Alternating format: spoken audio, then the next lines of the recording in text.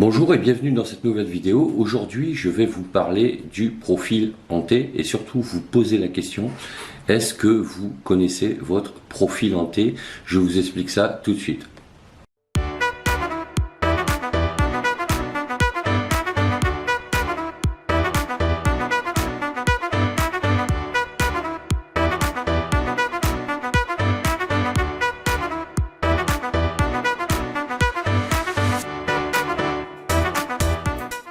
Alors, en quoi correspond le profil hanté? Alors, le profil hanté, c'est tout simplement les compétences que vous allez avoir. Elles sont de deux ordres. Vous avez ce que l'on appelle les compétences horizontales et les compétences verticales. Les compétences horizontales, ce sont des compétences qui vont être transversales, comme l'organisation, la communication ou le management par exemple. Et les compétences verticale, ça va être par exemple une compétence technique qui elle vous permet d'exercer votre métier. Si vous êtes par exemple développeur informatique, vous avez un profil hanté de technicien et d'expert dans ce domaine. Alors, quel est l'intérêt de connaître son profil hanté? Parce que si vous avez des projets pour évoluer, ou si justement vous sentez que vous n'arrivez pas à évoluer malgré vos compétences et votre niveau d'expertise qui peut être très élevé, c'est parce que peut-être que vous avez un manque de compétences transversales, notamment pour communiquer, pour gérer des projets, pour apprendre à travailler en équipe. Donc à partir de là, il y a une chose très simple à faire.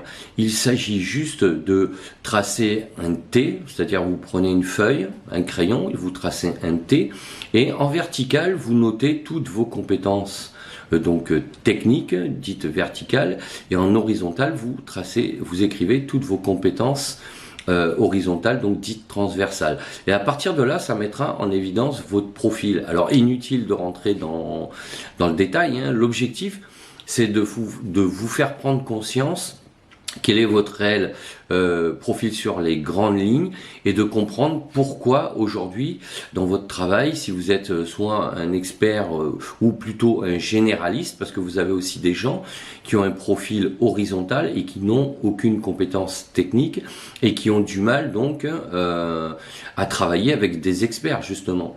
Alors qu'est-ce qui se passe en général? Ces gens-là, ce sont plutôt des managers, des grands communicants, c'est des gens qui ont de très grandes aptitudes à mettre en place des relations interpersonnelles, qui ont une communication interpersonnelle très développée, mais comme ils n'ont pas de compétences techniques, ils ont du mal à être considérés comme crédibles au vu des experts qui, eux, ont une maîtrise technique.